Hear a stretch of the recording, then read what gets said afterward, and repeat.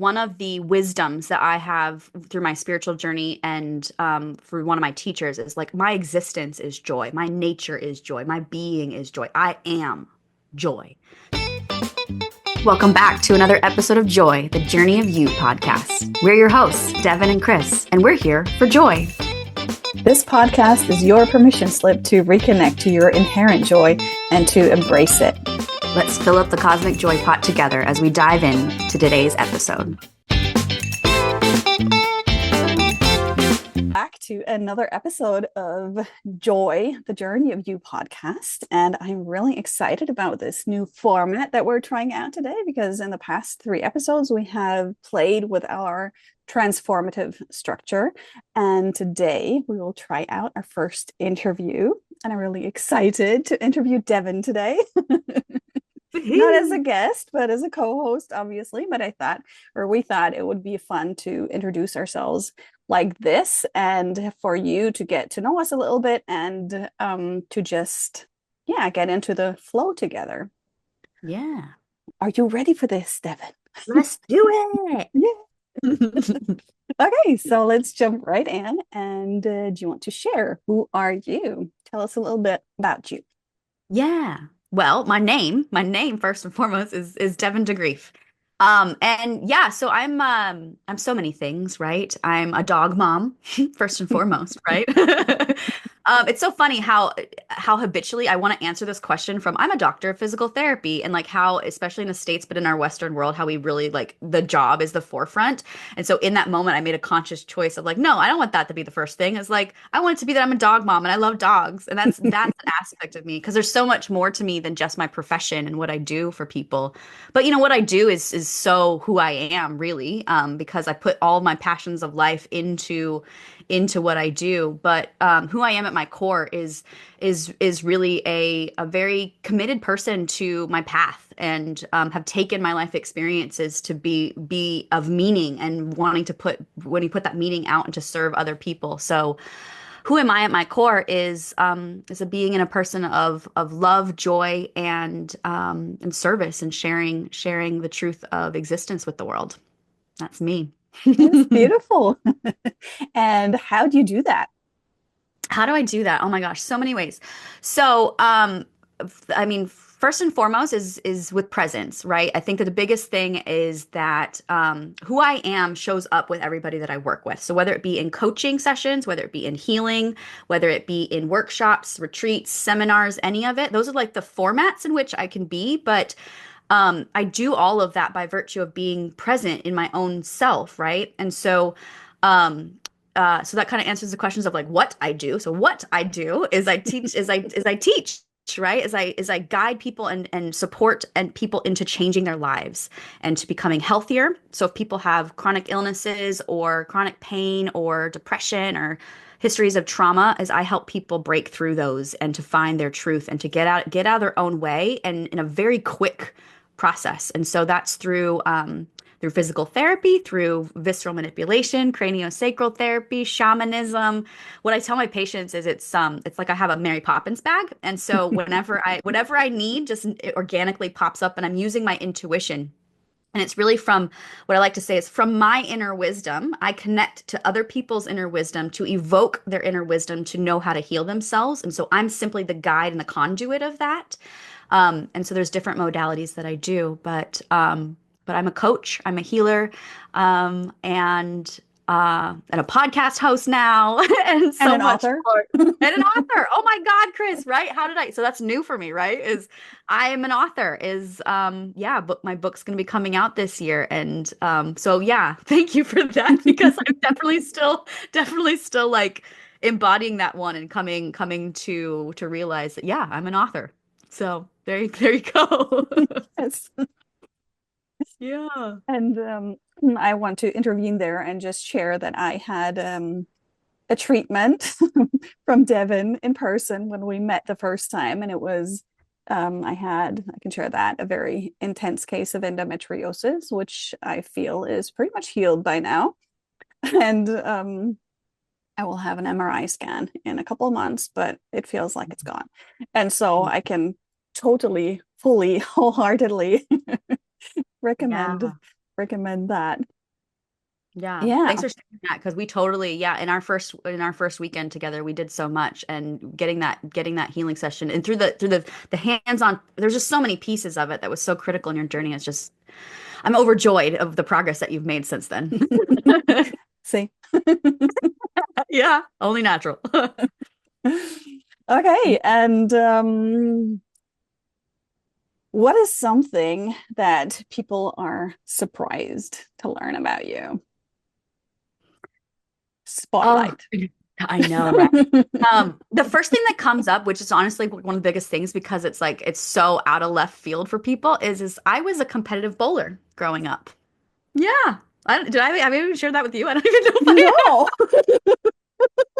See? There's the surprise itself. Yeah. So I was a competitive bowler in high school. I'm actually the state champion in state of Nevada and actually hold a women's record for 4 game series in the state of Nevada for youth girls bowling. Uh, Wow. Look I at know, you right? go. And I went to college at Wichita State for bowling, and my life was very much centered around bowling at that stage. And so it's a totally like out of left field. People don't realize it because I'm not in that world anymore. Aside from my best friend of 20 years, Felicia Wong, she's a professional women's bowler now. But yeah, I used to be a competitive bowler, and my life was all about bowling, like all about bowling. Yeah, yeah, state Awesome. championships. I don't know if people know this, but there's actually a Team USA for bowling. There's a Junior Team USA, and so I went to junior team trials and all these sorts of things. But it's a whole other world I was in that era of life. So that's one Crazy. that people are like, "Wait, what?" Real I time. agree. I forgot I haven't even told you that. We didn't know each other that long, actually, maybe. I know, right? But this is really cool, even for me, this interview. I know, right? How cool is that? The organicness of it. Imagine that. Who would have thought? Hmm. Okay, next question. Yeah. What has been your experience of joy growing up? Oh my goodness. Yeah. So joy growing up, until I was about 7 or 8, I lived in northern Florida and it was very like nature immersed. So my joy growing up then was like nature, nature, nature, nature. Like talking to trees, dancing naked in the rain, going over to the creek and swimming and eating blackberry. It was just like nature and my dogs, which is you just like really immersed in nature. And then when we moved to Vegas when I was about 7 or 8, my joy really came from then was bowling. Like, and so if you see, I guess what's obvious about that growing up is joy was very compartmentalized. So in that state in Florida was just like joy was existence. And then coming into Vegas, it was a really hard transition for me because it was very different worlds, like nature to concrete jungle and desert, right? And so, what's obvious to me right now is how compartmentalized joy was like, okay, joy's allowed here, joy's allowed there, but like here we have to be serious, or here we have to be more mature, grown up, right? So yeah, my experience of joy growing up was very compartmentalized into segments of life, and more about probably like with friends and it's like when you were with friends, you were just being a kid, right? Just coming back to your nature, coming back to that. But it was like there was time frames where it's like you weren't allowed to be, right? It'd be like you're being rambunctious or you're being too much or whatever, right? Um, so so I guess what's coming about that, it's like you almost had to have permission for joy. You know what I Mm, mean? Like it mm, was just like joy's allowed here. You have to ask permission for joy there. And it was very much like, here's a part of you that's not always welcome. mm. I Yeah. get that. And Yeah. what's obvious to me now is that with your move from Nevada to Las Vegas is Florida to Florida. Vegas. Okay, you sorry, states. It's all good. Because Vegas is in Nevada. You know, I don't know anything about Germany, okay? thank you. Um, anyway, with your move, it feels like you went from natural joy, like being in nature and just flowing with joy. And, I mean, it's obvious also with in childhood, we're still less restricted and less, what are expectations? I'm not aware of that. Um, but when you move, then it's like your source of joy was removed. right? And then you compartmentalize into, oh, look, I can feel joy there and there and there. But like the Yeah. source, the original source was removed, and that feels like that's an intense gap. Oh, totally. It was so intense. In my Mm, healing journey, it was a big thing. It was a big junction of like this reclaiming of myself, of like in healing my physical body, but my consciousness within the body. Like mm, in my healing journey, that like I remember distinctly that aha moment of like, oh my God, no wonder I was so disconnected. You know, one of my favorite things comes to share. It's like one of my favorite things when I was growing up in Vegas was I loved to go sit on the top of the roof and go look at the stars because it was the only way I could like get that connection. And mm, I was in a craniosacral therapy session where you go to points in your memory and consciousness, and that was a big like reclaiming and being like, holy cow, yeah, it was a big junction of like disconnecting with a part of myself that is really critical. Yeah. yeah, Yeah. beautiful. Hmm. So, how do you relate to joy now? Oh my gosh, right? Not compartmentalized at all.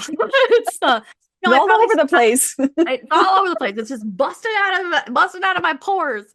No, I mean, right. So like overall, I would say joy is I'm really orienting to joy being my very being, right? One of the wisdoms that I have through my spiritual journey and through one of my teachers is like my existence is joy. My nature is joy. My being is joy. I am joy.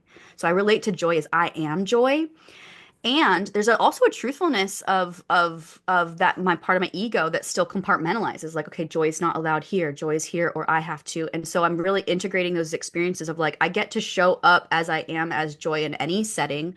Um, but the truth is like that's a progression, right? Like it's still a learning, it's still an unfolding. But I relate to joy as a state of being versus like a destination.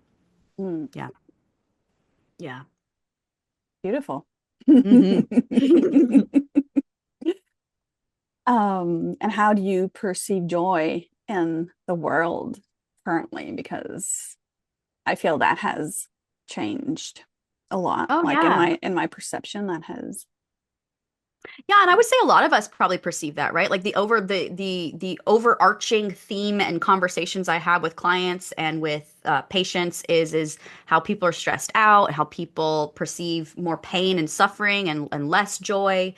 But how I perceive joy in the world currently is it's like, you know, this could be a little controversial, but this is how I see it, right? Is that there's a lot of perception of darkness right now, which is actually an invitation to joy is that darkness is actually inviting us to see light because if you just stay in darkness it's like if you stayed in a cave, right, like you're always going to be searching for light, right, like how like where's the light, how can I see it, right? So right now in the world if it feels freaking dark it's just like look for the light.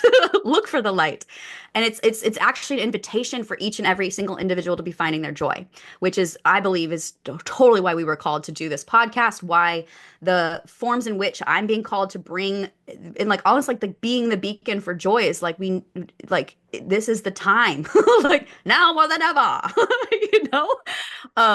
So I perceive joy as being more accessible than people even realize, but something that people have to want to go find, right? Like you have to want to find the light and be like, I don't want to be in the darkness. I realize that doesn't work for me. And sure, that's current reality. That's the way things are. But like, what can I be doing, right? So it's an invitation for each individual to be finding their own joy and taking control over their lives and their experience and not just being a victim to the circumstances that seem so pervasive and so overwhelming.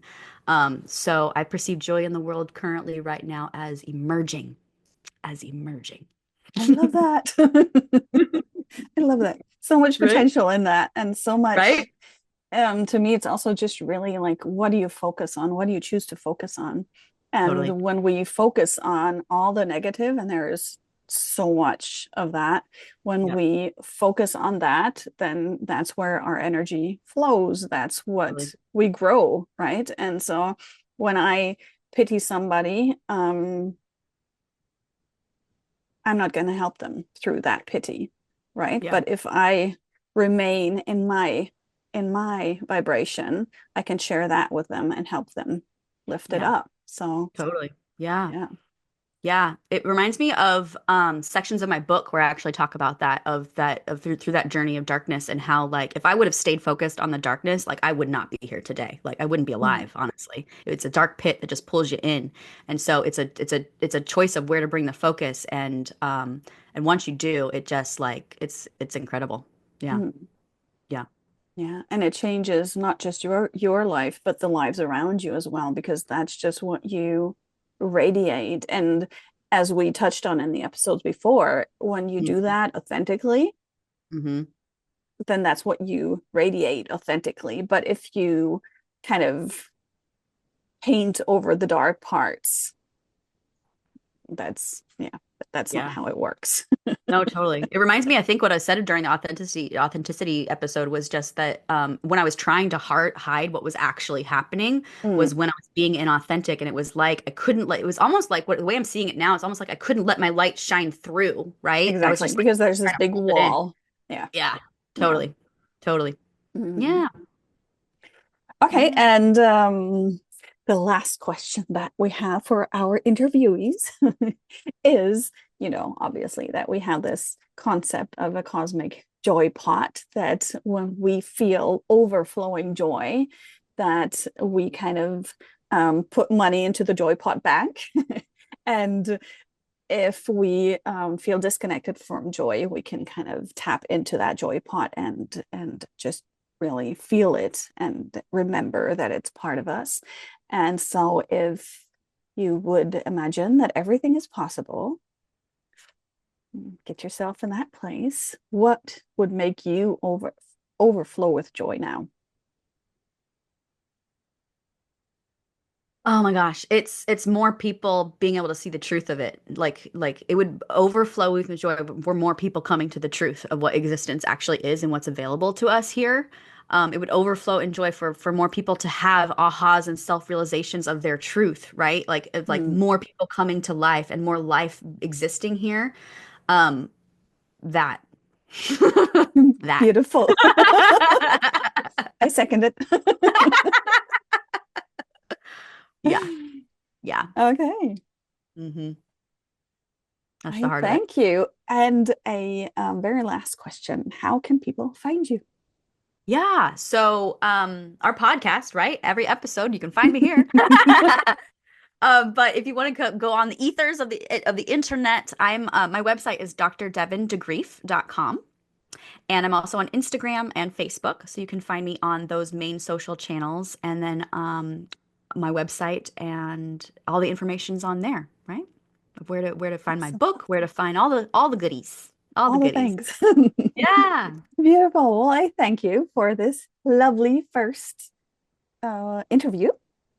Thank And you. we will see all of you again in the next one. Yeah. Till next time, folks. We'll see you then. Bye.